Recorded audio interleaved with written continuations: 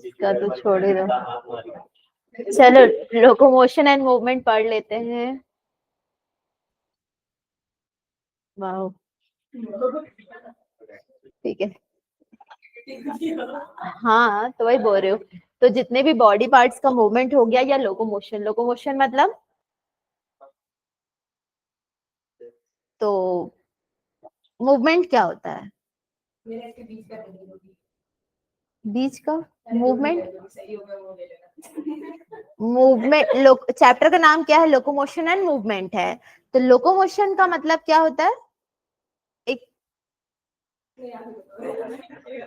हाँ, एक जगह से दूसरे जगह जाना, ठीक है, वो लोकोमोशन है। मतलब क्या चेंज हो रहा है? प्लेसेस चेंज हो रहे हैं। मूवमेंट मतलब एक ही जगह पे भी हम क्या कर पा रहे हैं? मूवमेंट कर पा रहे हैं। तो वो दोनों में डिफरेंस वही रहेगा। जैसे ह्यूमन बींग्स जो है वो मूव क्या कर सकते हैं? अपने लिम्स, जॉस, आईलिड्स, टंग, ये सब क्या कर सकते हैं? मूव कर सकते हैं।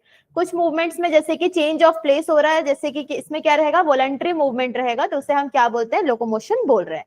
क्या हुआ, तुम हंस क्यों रही हो? टाइप्स ऑफ, हाँ चलो टाइप्स ऑफ सेलुलर मूवमेंट देख लेते हैं। तो 3 टाइप के हैं, कौन से? एमीबॉइड, सीलियरी और क्या रहेगा? मस्कुलर मूवमेंट है। तो एमीबॉइड का मतलब क्या रहेगा? जैसे कि कुछ स्पेशलाइज सेल्स है, मैक्रोफेजेस। मैक्रोफेजेस जो रहेगा वो तुम्हारे WBCs वगैरह उसके अंदर प्रेजेंट रहेगा। तो वो क्या करते हैं, और ल्यूकोसाइट्स जो रहेगा, व्हाइट ब्लड सेल्स जितने भी है, ये कैसे मूवमेंट करते हैं? स्यूडोपोडिया के फॉर्मेशन से। अमीबा का पता है, स्यूडोपोडिया मतलब फॉल्स फीट का फॉर्मेशन होता है। तो वैसे ही अमीबॉइड मूवमेंट इन लोगों में भी हो रहा है। मैक्रोफेजेस में, मैक्रोफेजेस क्या करती है? एनगल्फ करती है फॉरेन पार्टिकल्स को, तो वो रहेगा। और ऐसे मूवमेंट में क्या हो रहा है? यहाँ पर जो भी मूवमेंट हो रहा है वो प्रोटोप्लाज्म की वजह से हो रहा है, उसके अंदर का। तो जैसे अमीबा में क्या हो रहा है? शेप चेंज उसकी प्रोटोप्लाज्म की वजह से हो रहा है, वैसे ही इसमें भी वैसा ही रहेगा अमीबॉइड मूवमेंट में। उसके बाद सिलियरी मूवमेंट। सिलियरी मूवमेंट में क्या रहेगा? जितने भी हमारे इंटरनल ट्यूबुलर ऑर्गन्स हो गए उसमें क्या प्रेजेंट रहेगा? स्मॉल सीलियास प्रेजेंट होगी उसकी लाइनिंग में। तो इसमें जैसे कि एग्जांपल में क्या दिया है? पैसेज ऑफ ओवा थ्रू फीमेल रिप्रोडक्टिव ट्रैक्ट। ये भी क्या है? सिलिएटेड एपिथेलियम से हो रहा है, यानी कि इसमें क्या प्रेजेंट रहेगा? सीलिया प्रेजेंट रहेगा, जो पूरा ट्रैक्ट में मूव करने में उसको हेल्प करेगा, जो एग रहेगा सेल्स। अब मस्कुलर मूवमेंट में देखते हैं तो इसमें क्या रहेगा? जैसे एक्साइटेशन हो रहा है, कॉन्ट्रैक्शन हो रहा है, रिलैक्सेशन हो रहा है, जो इलास्टिसिटी वाले रहेंगे वो पूरे क्या रहेंगे? मस्कुलर मूवमेंट में रहेगा। जैसे इसमें क्या क्या रहेगा? क्राइटेरिया जैसे कि इसका क्या रहेगा? लोकेशन, अपीयरेंस या नेचर जो है, रेगुलेशन ऑफ एक्टिविटीज का सबका अलग अलग है। जैसे क्या होगा? मुट्ठी बंद करना, खोलना, सब अलग अलग मूवमेंट रहेगा। तो ये सब इस किस में आएंगे? मस्कुलर मूवमेंट में आ रहे हैं। तो 3 टाइप के मूवमेंट कौन से हो गए? ठीक है। उसके एग्जाम्पल्स जितने दिए होंगे ना बुक में, सबको लर्न करना पड़ेगा कि जो जो है करके। ठीक है, पहला तो अमेबॉइड में मैक्रोफेजेस और ल्यूकोसाइट्स का है। दूसरा सीलियरी में पैसेज ऑफ ओवा है। और तीसरा जो है मस्कुलर मूवमेंट में एक्साइटेशन या फिर तुम्हारा क्या रहेगा? हाँ, कॉन्ट्रैक्शन, ठीक है, इलास्टिसिटी जो रहेगा वो है। उसके बाद मसल्स। मसल्स 3 टाइप के हैं, कौन से? स्केलेटल मसल, विसरल मसल और एक क्या रहेगा? Cardiac muscle. तो स्केलेटल मसल जो रहेगा वो क्या रहते हैं? वॉलंटरी टिश्यूज जितने भी रहेगी, जैसे बाइसेप ट्राइसेप्स वाले मसल जितने रहेंगे वो हो गए। विसरल मसल में देखते हैं तो इनवॉलंटरी कंट्रोल रहेगा, यानी कि ऑर्गन के अंदर जितने भी मसल्स रहती हैं वो रहेगा। कार्डियक मसल्स जो है वो भी इनवॉलंटरी रहता है, वो किसमें प्रेजेंट होगा? हार्ट में प्रेजेंट रहेगा। तो सबसे पहले शुरू करते हैं किससे? स्केलेटल मसल से। तो ये क्लोजली एसोसिएटेड है किससे? Skeletal system of the body से, मतलब बोन फ्रेमवर्क से ये रहेगा पूरा। मसल्स क्या रहेंगे? सिलेंड्रिकल है, अनब्रांच रहेंगे, और इसमें न्यूक्लियस जो रहेगा वो बहुत सारे इसके अंदर प्रेजेंट रहेंगे, जो न्यूक्लियस प्रेजेंट रहेगा बहुत सारे। और इनका अपीयरेंस कैसा है? ये मसल रहेगा तो इसमें लाइनिंग्स रहेगी, तो स्ट्राइप्ड अपीयरेंस बोल रहे हैं, इसलिए इसको हम और क्या बोलते हैं? स्ट्राइटेड मसल्स भी बोलते हैं। तो ये इनकी एक्टिविटीज अंडर मतलब वॉलंटरी कंट्रोल होती है, इसलिए इसको वॉलंटरी मसल्स भी बोल रहे हैं। और ये किस में इन्वॉल्व रहेगा? लोकोमोटरी एक्शन में रहेगा, और चेंज कर सकता है किस चीज को? बॉडी पोस्चर को। तो एग्जांपल ऑफ स्केलेटल मसल में क्या? हाँ, वो क्या बोला? सुनी ना, हैंड रेज बोला वो। हाथ उठाना, तो वो मसल, हाँ मूवमेंट, हाँ तो वो हो रहा है, ये है। अब विसरल मसल्स जो है वो visceral organs of the body में है। जैसे इसका शेप क्या रहेगा, ये स्पिंडल शेप की रहेगी, मतलब बीच में ये क्या रहेगा, थिक रहेगा और साइड में नैरो रहेगा, तो ये है। तो इनमें कोई स्ट्राइशंस नहीं होती हैं, और इसमें क्या रहेगा, न्यूक्लियस पर्सल एक एक प्रेजेंट है इसमें, और इसके बाद स्ट्राइशंस नहीं है, तो इसको हम क्या बोलते हैं, नॉन स्ट्राइटेड मसल्स बोलते हैं। और ये नॉट अंडर क्या रहेगा, वॉलंटरी कंट्रोल रहेगा, इसलिए इसको हम क्या बोलते हैं, इनवॉलंटरी मसल्स बोल रहे हैं। तो ये विसरल मसल्स का है। इसको, हाँ, यानी कि जो भी मसल्स है जिसमें लाइनिंग रहती है, तो वो स्ट्राइटेड वाला, स्ट्राइशंस होते हैं वो, नहीं बस लाइनिंग उसका, मतलब अपीयरेंस बस उसका रहता है, वो है। और कार्डियक मसल्स किस में रहता है, वॉल्स ऑफ द हार्ट में रहेगा, और ये असेंबल होता है, ब्रांचिंग फॉर्म में रहेगा, जैसे ये ब्रांचेस बने हुए हैं ताकि ये कार्डियक मसल्स का फॉर्म, मतलब ये बन रहा है। और ये भी क्या रहते हैं, यूनियन न्यूक्लिएट रहेगा, और इसमें क्या रहते हैं, फेंट स्ट्राइशंस रहते हैं, मतलब हल्के दिखते हैं स्ट्राइशंस इसमें। और इसमें क्या रहता है, इंटरकैलेटेड डिस्क्स, ये सारे डिस्क जैसे स्ट्रक्चर इसमें क्या रहेगा, प्रेजेंट रहेगा। अब इसमें ये क्या रहेगा, वॉलंटरी है, क्योंकि नर्वस सिस्टम जो है वो उनकी एक्टिविटी को मतलब इनवॉलेंट्री है, तो वो क्या रहेगा, डायरेक्टली कंट्रोल नहीं कर रहा है, ये बता रहा है इसको। अब स्ट्रक्चर देखते हैं, जैसे कि इसमें क्या रहेगा, स्केलेटल मसल का, तो वो किससे बना हुआ रहता है, सबसे पहला इसमें देखते हैं, जैसे कि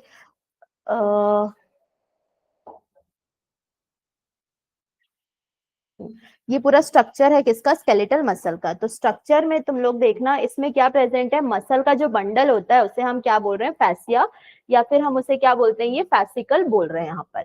यहाँ पर ब्लड की कैपिलरीज है, सार्कोलेमा है, सार्कोलेमा यानी कि जो फ्लूइड है उसके अंदर, मस्कुलर फ्लूइड जो रहेगा वो है, और मसल फाइबर्स प्रेजेंट होती है किसके अंदर, फैसिकल के अंदर, मसल बंडल के अंदर ही रहेगा वो। तो जो ये पूरा है, इसमें और भी चीजें देखते हैं, जैसे सार्कोलेमा वाला पोर्शन है, सार्कोमियर है उसके अंदर, तो सार्कोमियर में हम लोग अलग अलग बैंड्स भी देखते हैं। एक क्या रहेगा, ए बैंड है, यहाँ पर आई बैंड है, जेड लाइन है, और क्या रहेगा, एच जोन रहेगा। यहाँ पर जो एच जोन है वो किसके बीच में है, ए बैंड के बीच में है। ये सारे क्या है, मस्कुलर प्रोटीन्स, मतलब जो कि कॉन्ट्रैक्शन और रिलैक्सेशन में हेल्प करते हैं। तो पहले इसका बस Z line, A band, I band इसका पढ़ना रहेगा, उसके बाद हम इसके फंक्शंस में देखेंगे कि वो स्ट्राइशंस कैसे शो कर रहे हैं और कैसे नहीं कर रहे हैं। तो सबसे पहला तो स्ट्रक्चर में तुम लोग का फैसिकल हो गया। फिर फैसिकल के अंदर क्या प्रेजेंट रहता है, मसल फाइबर्स प्रेजेंट रहती है। ये पूरा फैसिकल था, इसके अंदर क्या है, मसल फाइबर्स है। अब इसी के अंदर क्या रहेगा, जैसे कि ये जो मसल फाइबर्स है, मसल फाइबर्स का कैसा था, इसके अंदर क्या थे, ब्लड वेसल्स जो है वो प्रेजेंट थी। तो यहाँ पर जो भी है मायोफिब्रिल्स जो है वो अरेंज रहेगा किस फॉर्म में, फिलामेंट्स के फॉर्म में रहेगा, किसके अंदर, सार्कोप्लाज्म ऑफ मसल फाइबर के अंदर, यानी कि यही छोटे छोटे जो रहेंगे उसी के अंदर ये प्रेजेंट होते हैं मायोफिलामेंट्स। अब जो लाइट बैंड्स होती हैं मायोफिलामेंट्स में, उसमें होता है एक्टिन, और डार्क बैंड जो होता है उसमें मायोसिन। ये दोनों प्रोटीन्स हैं। एक्टिन वाला जो है वो लाइट वाला, हल्का जैसे तुम लोग स्ट्रक्चर देखो उसमें, तुम्हारा पीछे करो, वहां पे लाइट दिख रहा है ना, जो व्हाइट कलर का जो पोर्शन है, हाँ वो सारा जो है वो एक्टिन का बना हुआ रहेगा, और जो डार्क वाला पोर्शन है वो मायोसिन का बना हुआ रहेगा। सेंटर में इलास्टिक फाइबर है जिसे हम क्या बोलते हैं, जेड लाइन बोलते हैं, जो नीचे में डायग्राम, और एम लाइन भी रहता है मायोसिन का। तो ये जो पोर्शन है दो जेड लाइन के बीच का, उसे हम क्या बोलते हैं, सार्कोमियर बोलते हैं, दो जेड लाइन के बीच का। अब मिडिल पार्ट जो है वो ओवरलैप नहीं रहता है एक्टिन फिलामेंट से, तो उसे हम क्या बोलते हैं, एच जोन बोल रहे हैं। ये ओवरलैप नहीं है, तो इसे हम क्या बोल रहे हैं, एच जोन बोल रहे हैं इसका। तो ये किसका स्ट्रक्चर है,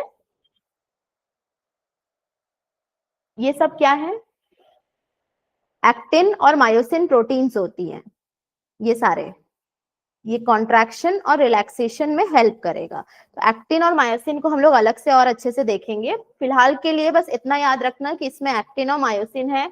लाइट वाले में एक्टिन है, डार्क वाले में क्या रहेगा, मायोसिन के फिलामेंट्स रहेंगे।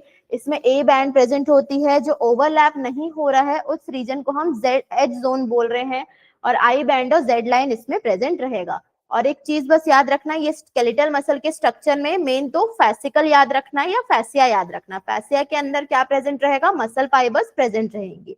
अब मसल फाइबर्स के अंदर ही क्या रहता है, सार्कोलेमा या सार्कोमियर रहता है। तो सार्कोमियर वाला जो पोर्शन है ये पूरा यहाँ पर दिया हुआ है। जैसे ये दोनों जेड लाइन और आई बैंड के बीच का जो पोर्शन है वो क्या है, पूरा सार्कोमियर का पोर्शन है। अब स्ट्रक्चर आते हैं किसका, कॉन्ट्रेक्टाइल प्रोटीन्स का। तो सबसे पहला पढ़ते हैं हम लोग एक्टिन के बारे में। तो एक्टिन का जो प्रोटीन है वो 3 टाइप के प्रोटीन से बना हुआ है। पहला कौन सा है, एफ एक्टिन, दूसरा ट्रोपोमायोसिन और तीसरा क्या रहेगा, ट्रोपोनिन रहेगा।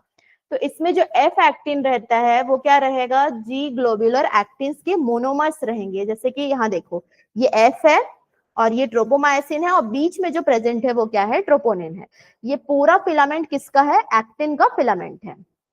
एक्टिन क्या है, मसल प्रोटीन, मस्कुलर प्रोटीन रहेगा।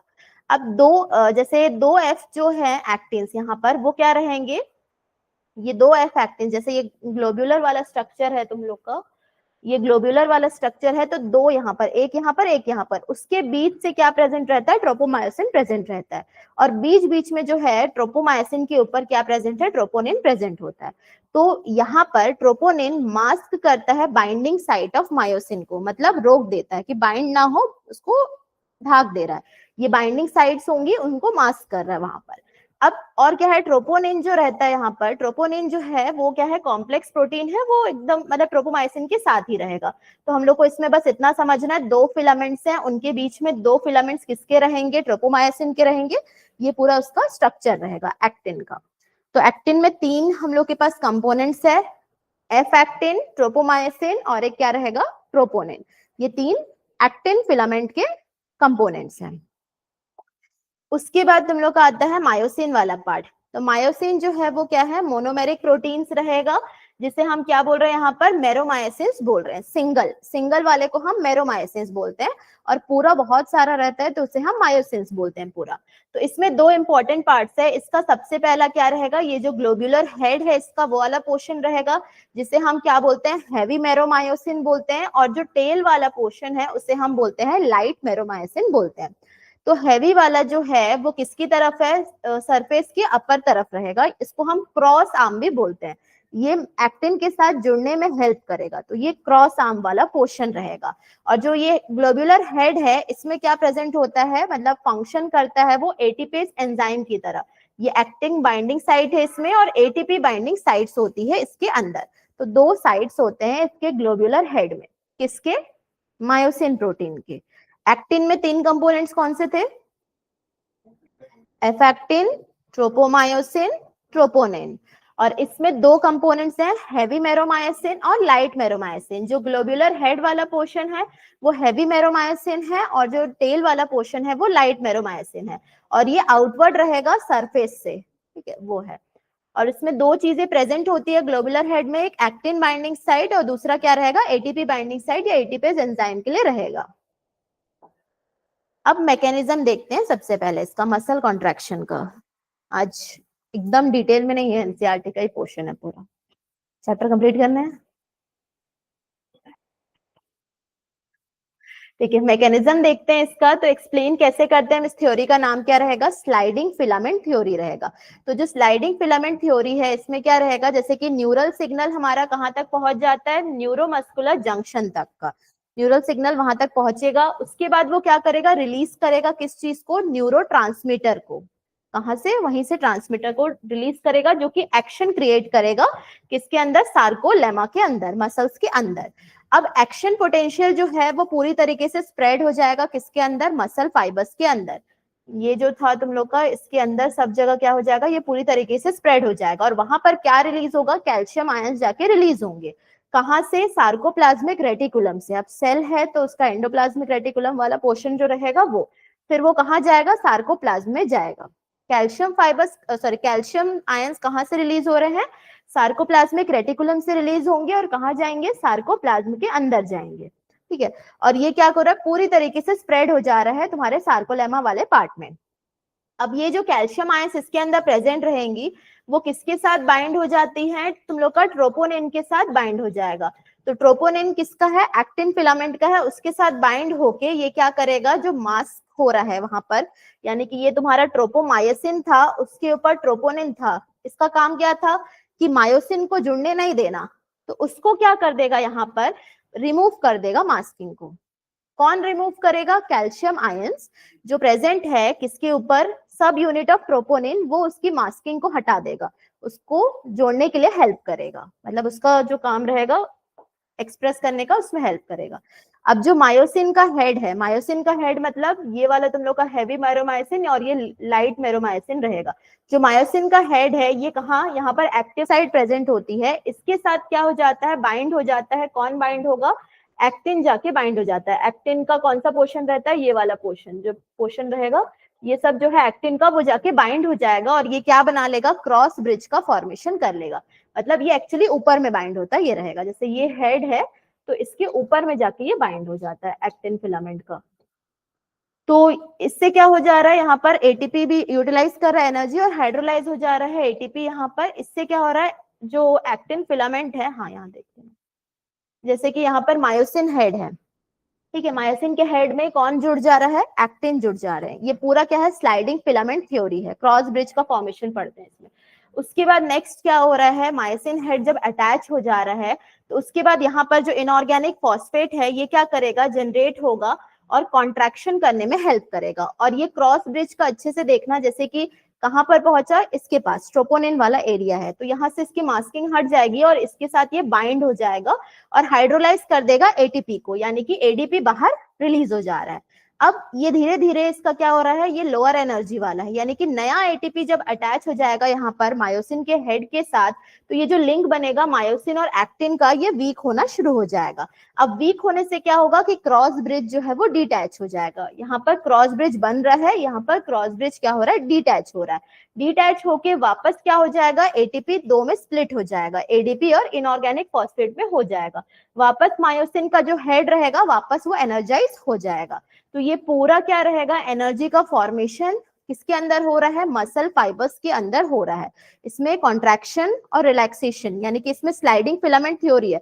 जैसे हम कुछ चीजों को मूव कर रहे हैं, जैसे मसल्स मूव कर रहे हैं ना, तो मसल्स मूव करने के टाइम पे ही ये सारी चीजें हो रही हैं। पूरा स्लाइडिंग फिलामेंट थ्योरी, धीरे धीरे जो चीजें हो रही है वो पूरा इसी में रहेगा। तो जैसे हम लोग को एनर्जी कम लगती है मसल्स में अचानक से या ज्यादा लगती है, तो ये इसी हिसाब से रहेगा स्लाइडिंग फिलामेंट थ्योरी का, कि पहले एटीपी जनरेट हो रहा है, हाइड्रोलिसिस हो रहा है, उसके बाद क्या हो जाएगा, नया एटीपी जुड़ेगा, फिर हाइड्रोलिसिस होगा।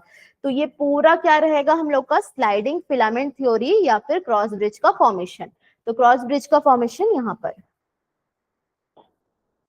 तो अब इसमें वही देख लेना कि इससे क्या हो जा रहा है, एक्टिन जो है वो किस तरफ कर ले रहा है, सेंटर ऑफ ए बैंड। जैसे ये एक्टिन है, तो ये क्या कर लेगा, एकदम पास में आने लग जाएगा। जो क्रॉस ब्रिज के फॉर्मेशन के टाइम पे ये क्रॉस ब्रिज का फॉर्मेशन में एक्टिन ए बैंड को एकदम पास में लेके आ गया। तो ए बैंड पास में आया तो जेड लाइन भी पास आने लग जाती है, तो इससे क्या होने लगता है, कॉन्ट्रैक्शन होने लगता है मसल्स के अंदर।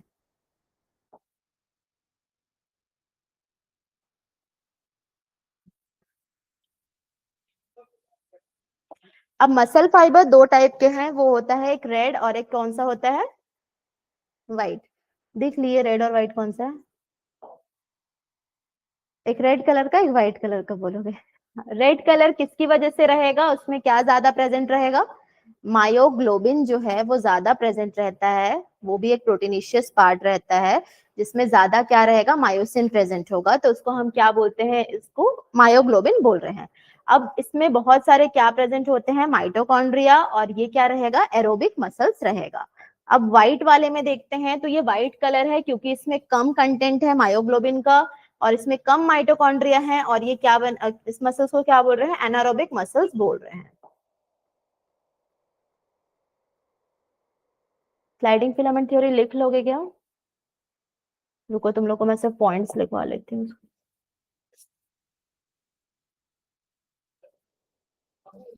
पॉइंट्स बस बोल रही हूँ, मतलब थ्योरी नहीं लिखवा रही हूँ मैं, सिर्फ हेडिंग्स लिखवा रही हूँ कि क्या क्या चीजें। क्योंकि इसके पास स्केलेटल सिस्टम है पूरा। रेड और व्हाइट का कुछ और भी था, मेरे को याद नहीं आ रहा, बुक दिखाओ एक बार।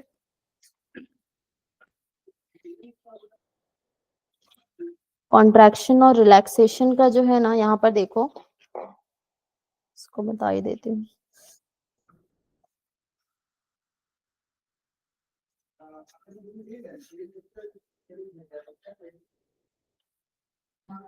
अच्छा हम लोग स्केलेटल मसल उसको तो पढ़ लिए ना, विसरल और स्मूथ मसल्स था। स्मूथ मसल्स मतलब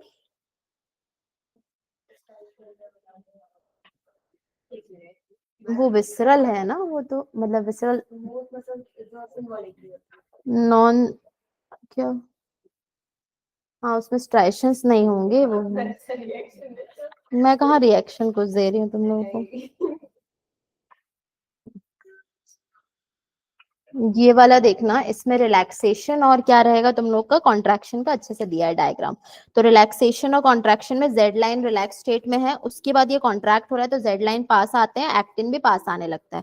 उसके बाद बहुत ज्यादा कॉन्ट्रैक्शन में भी एक्टिन जो है वो बहुत ज्यादा पास आने लगता है। ये सब किसकी वजह से हो रहा है, यहाँ पर कैल्शियम आयंस की वजह से हो रहा है। कैल्शियम आयंस ऐड हो जाएंगी, फिर एटीपी को एक्टिव करेगी, एक्टिव करने के बाद ये पूरा पोर्शन हो रहा है। तो तुम लोग एक बार स्लाइडिंग फिलामेंट थ्योरी को पढ़ो यहाँ से। यहीं से पढ़ लो, मसल कॉन्ट्रैक्शन से पढ़ लो ये, और उसके साइड वाला पेज को।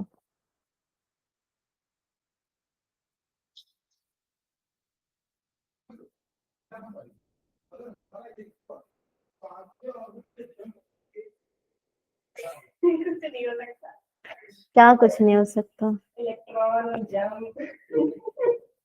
पढ़ना तो पड़ेगा ना उसको। आज एनसीईआरटी के बाहर कुछ भी नहीं था ना, पहले बता दे रही हूँ।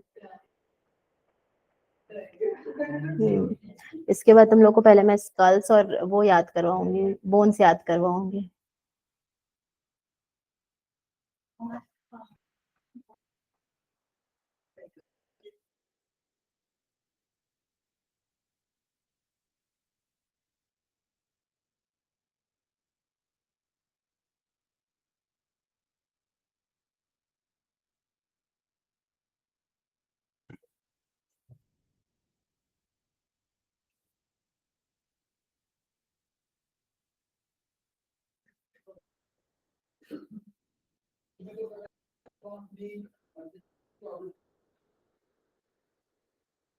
वो सुधा वहां पढ़ रही है, इलेक्ट्रॉन्स पढ़ रही है, इसलिए मेरा आवाज ही चल रहा था, अच्छा था ना।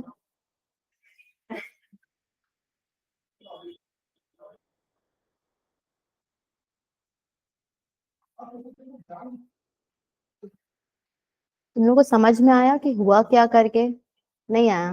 क्या चीज, सार्कोलेमा के अंदर की सार्कोलेमा नहीं समझ में? सार्कोलेमा, तुम लोग बोलते क्यों नहीं, मुंह नहीं है?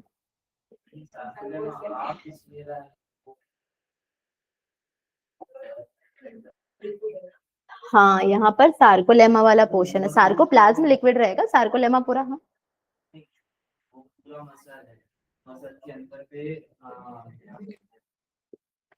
ये मसल के अंदर जो प्रेजेंट है, इसको हम, ये सारे जो हैं वो क्या रहेंगे, छोटे छोटे मसल सेल्स रहेंगे। ठीक है, तो ये जो मसल सेल्स है वो क्या बना रही है, एक बंडल बना रही है, जो कि ये पूरा बंडल बनाए रहेगा। ठीक है, तो इसको हम बोलते हैं फैसिकल बोलते हैं। तो ये जो मसल फाइबर्स है, ये अच्छे से देखोगे तो इसी के अंदर जो रहेगा पोर्शन, उसको सार्कोलेमा बोल रहे हैं। और सार्कोलेमा के अंदर ही सार्कोप्लाज्मिक रेटिकुलम रहेगा, वो एक सेल है क्योंकि मसल सेल है, तो उसके अंदर उसका रेटिकुलम भी रहेगा और उसके अंदर उसका सार्कोप्लाज्म भी रहेगा। ठीक है, तो सार्कोमियर और सार्कोप्लाज्म वहां पर जो प्रेजेंट रहेगा, वो क्या कर रहा है, कॉन्ट्रैक्ट हो रहा है और रिलैक्स हो रहा है। तो ये कॉन्ट्रैक्ट और रिलैक्स होंगी, मतलब इसके साथ इसके ब्लड वेसल्स भी हो रहे हैं, और फेसिकल भी वैसे ही कॉन्ट्रैक्ट और रिलैक्स होगा। तो यहाँ पर वो पोर्शन हो रहा है। और जो ब्रिज तुम बोल रही हो, जैसे कि यहाँ पर एक्टिन है, ठीक है, एक्टिन मायोसिन का रहेगा कॉन्ट्रैक्शन रिलैक्सेशन। तो ब्रिज में सबसे पहले तुमको यही समझना है कि जो मायोसिन और एक्टिन है वो एक दोनों के साथ जब जुड़ जाते हैं, उसको हम क्रॉस ब्रिज फॉर्मेशन बोल रहे हैं। तो ये क्यों जुड़ते हैं, कॉन्ट्रैक्शन और रिलैक्सेशन के लिए ही जुड़ते हैं।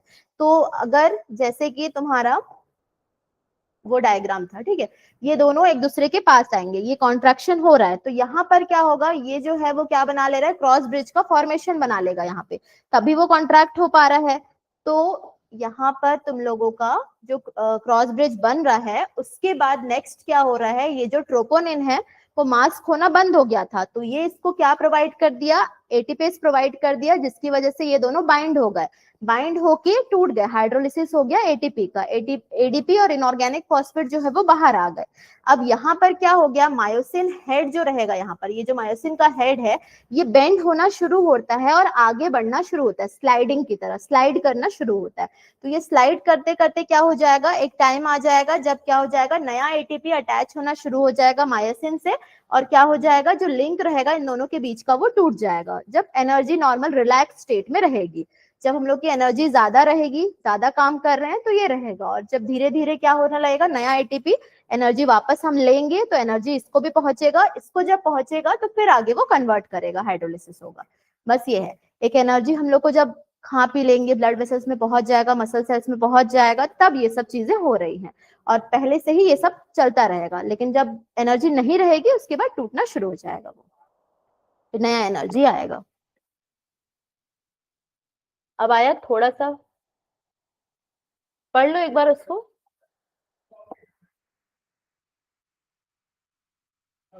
स्कूल में कहाँ तक पढ़ाया?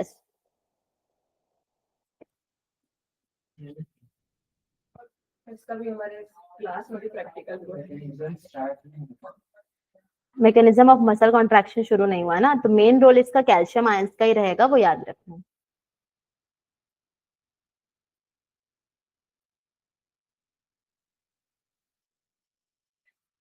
तुम उधर सुन रही हो? चला जा रहा दिमाग तो अभी रहेगा। Atoms and nuclei.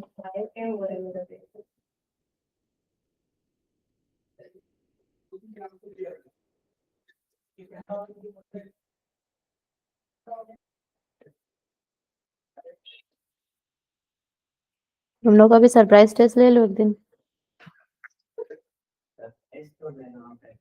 जिस दिन 4 लोग रहेंगे उसी दिन सरप्राइज होगा। सर बस बोल के रख तो क्या नहीं है।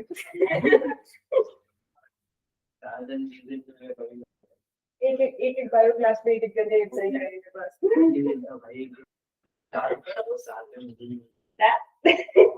एग्जाम्स कब होते हैं तुम लोगों के फाइनल? डेट आ गया? 19 फेब से स्टार्ट है तुम्हारा, और तुम्हारा तो तुम 19 फेब तक सब कंप्लीट कर लोगे। और तुम्हारा मतलब बच्चे ही बचेंगे बस। हाँ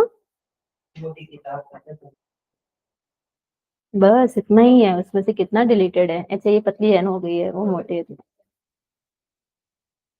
किताब खाना बंद कर तो यार मेरे को देख के डर लगता है क्या अपग्रेड हो गया। बस हो गया, पढ़ लो।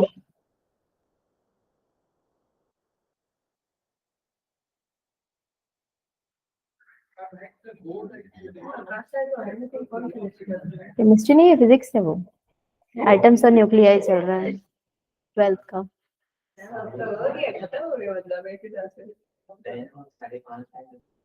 क्या खत्म हो गया? एक मिनट, क्या खत्म हो गया बोले? नहीं उसमें थोड़ा सा डीके और रेडियो एक्टिव एमिशन वाला है उसमें चैप्टर में। किसमें? ठीक है याद करवा देती हूँ स्केलेटल को। ठीक है मैं स्केलेटल याद करवा देती हूँ। तुमको याद करना है, करवाती हूँ इसलिए बोले।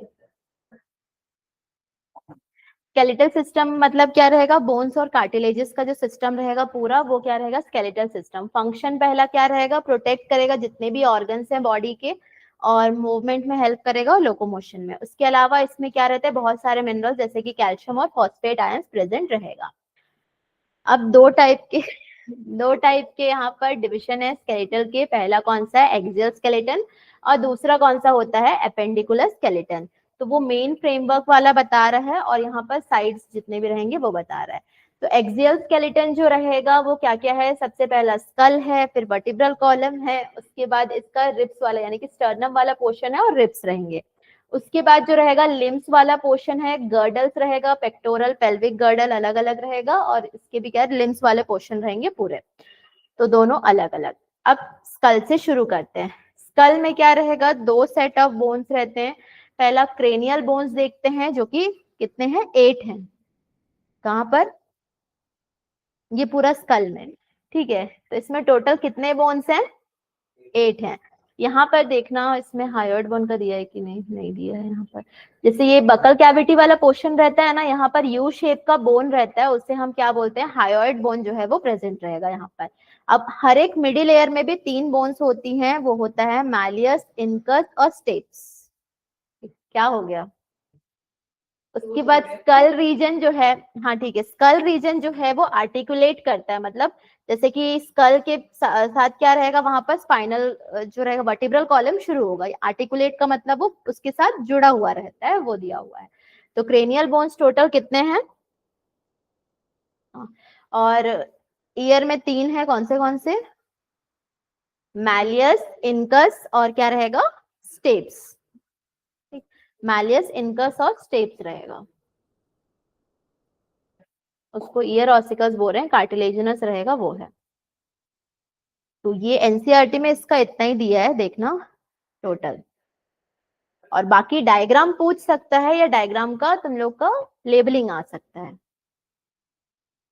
तो अलग अलग टाइप का, हाँ जैसे फ्रंटल बोन का है, यहाँ पर स्फेनॉइड बोन है, जैसे टेम्पोरल रीजन है, पीछे का पैराइटल रीजन का रहेगा, ये ऑक्सीपिटल रहता है। तो हमारे में क्या रहता है, डाइकोंडाइलिक रहता है, 2 ऑक्सीपिटल कोंडाइल होते हैं, तो इसलिए हम लोग डाइकोंडाइलिक स्कल बोलते हैं उसको। फिर उसके बाद यहाँ पर मैंडेबल वाला रीजन है, मैग्जिला बोन्स रहती है अपर लिप्स वाले पोर्शन में, लैक्रिमल है कहाँ पर, आई वाले के पास में, और ये क्या है, नेसल बोन्स प्रेजेंट होती है। तो सारे टोटल क्रेनियल कितने हैं, 8 हैं, ठीक है। और फेशियल में कितने रहेंगे, 14 रहेंगे। क्रेनियल समझ में आया, मतलब कहाँ का पोर्शन रहेगा, चेहरे का नहीं, चेहरे का 14 है, ठीक है। अब वर्टिब्रल कॉलम देखते हैं, तो वर्टिब्रल कॉलम में टोटल कितने हैं, 26, ठीक है। यानी कि यहाँ से शुरू होता है बेस ऑफ द स्कल से और पूरा ट्रंक तक का। तो ये इसके अंदर क्या रहता है, सेंट्रल हॉलो पोर्शन जो रहता है उसके अंदर स्पाइनल कॉर्ड प्रेजेंट होती है, ऊपर बोनी रहेगा। तो याद करते जाओ, सर्वाइकल में कितने हैं, 7। फिर थोरैसिक रीजन में कितने हैं, 12 है। लुम्बर वाले रीजन में 5 है। सेक्रल में ना एक ही है, लेकिन टोटल छोटे छोटे 5 है जो कि फ्यूज्ड होके एक बनाते हैं। और एक ऑक्सिक्स वाले में भी क्या रहेगा, एक ही रहेगा, लेकिन वहां पे भी 4 फ्यूज रहते हैं बोन, जुड़े हुए पूरे एक साथ, मतलब दिखेंगे नहीं, अलग अलग टाइप के हैं, छोटे छोटे पोर्शंस में रहते हैं, बस ये रहेगा। जैसे यहाँ पर है, ये जो कॉकिक्स रहता है ऐसे करके 4 रहते हैं फ्यूज्ड वाले, ठीक है। और यहाँ सेक्रम का भी अलग अलग ऐसे करके बहुत सारा 3-4 मिला के यहाँ पर 5 रहता है टोटल। तो वो पूरी तरीके से एक साथ जुड़े हुए रहेंगे, फ्यूज्ड रहेंगे। इसको लर्न करो। पहले तो तुम लोग क्रेनियल और फेशियल में कितने होते हैं वो लर्न करो, उसके बाद इसके रीजन्स लर्न करो, रीजन्स के बाद इसका कितने बोन्स होते हैं वो, तो लक्ष्य बताएगा सबसे पहले। हाँ, पहले रीजन्स मतलब वो याद करो, रीजन्स याद करो जब स्केलेटल सिस्टम का, वर्टेब्रल कॉलम का मतलब सर्वाइकल, थोरैसिक, लंबर,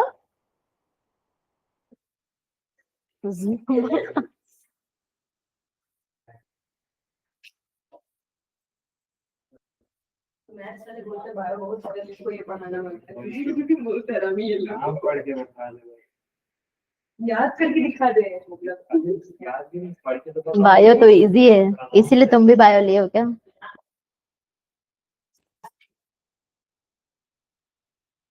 बायो लेके बायो हमारी ही ले रहा है और तुम क्या पेन बदलने का वो कर रहे हो बच्चे लोग जैसे।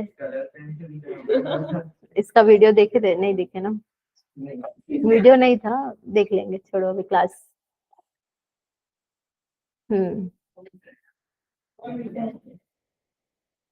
तुमको फ्रंटल पैराइटल याद करने नहीं बोल रही हूँ मैं सिर्फ क्रेनियल का कितने हैं, हाँ क्रेनियल, सर्वाइकल साथ बता रहे हो वहां पे, क्रेनियल का पूछ रही हूँ मैं। और फेशियल में 14 है, वो ठीक है। उसके बाद ईयर का याद रखना, मैलियस इनकस और स्टेप्स याद रखना, और इधर के रीजन याद करो वर्टिब्रल कॉलम के।